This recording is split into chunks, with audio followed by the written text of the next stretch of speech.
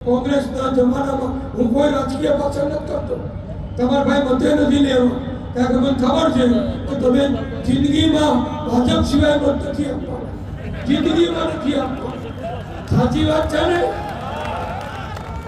આ બાબત છાપા હોય, કોઈના છાપામાં આપણે ઝાલામાં નથી પડવા. ભાજપ સિવાય વાત નથી.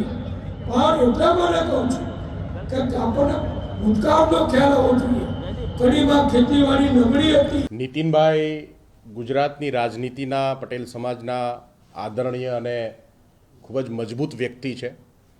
એમનું નિવેદન હતું કે આપ આવે કે જાપ આવે, પાટીદારો ભાજપ સિવાય કોઈને મત આપવાના નથી.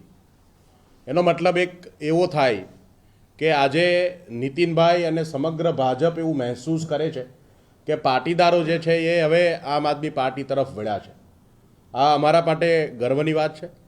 સાથે સાથે આજે મારે આપ સૌના માધ્યમથી ભાજપને અને નીતિનભાઈને આદર સાથે કહેવું છે કે આજે ગુજરાતમાં ભાજપના પાપને લીધે આમ આદમી પાર્ટીનો ઉદય થઈ રહ્યો છે.